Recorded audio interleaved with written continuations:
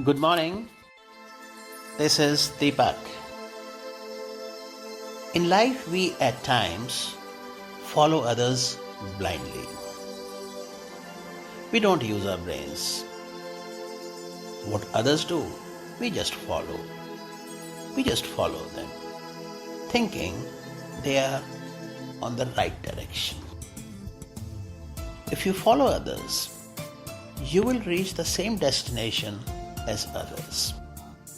But when you walk alone, you may reach a new destination. And that could be a game changer. My talk today is about question popular thinking. Enjoy yourself. Maynard Keynes, an economist, said the difficulty lies not so much in developing new ideas as in escaping from the old ones. Going against popular thinking can be difficult.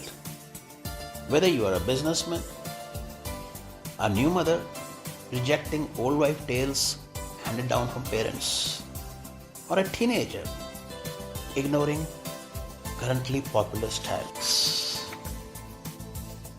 He further sums up the idea of popular thinking by saying,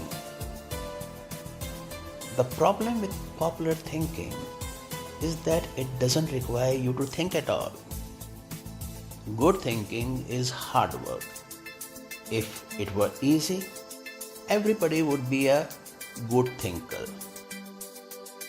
Unfortunately, many people try to live the life the easy way. They don't want to do the hard work of thinking or pay the price of success. It's easier to do what other people do and hope that they thought it out. Mullah Hill, a professor in the University of Cologne in the genetics department, tells how one morning in the high school he stood last in a line of 40 students in the schoolyard. His physics teacher had set up a telescope so that his students could view a planet and its moons. The first student stepped up to the telescope. He looked through it. But when the teacher asked if he could see anything, the boy said no. His nearsightedness hampered his view. The teacher showed him how to adjust the focus, and the boy finally said he could see the planet and the moons. One by one, the students stepped up to the telescope and saw what they were supposed to see. Finally, the second last student looked into the telescope and announced that he could see nothing at all. "You idiot!" shouted the teacher. "You have to adjust the lenses." The student tried, but he finally said, "I still can't see anything. It's all black." The teacher, disgusted, looked through the telescope himself and then looked up with a strange expression. The lens cap still covered the telescope. None of the students had been able to see anything. Many people look for safety and security in popular thinking.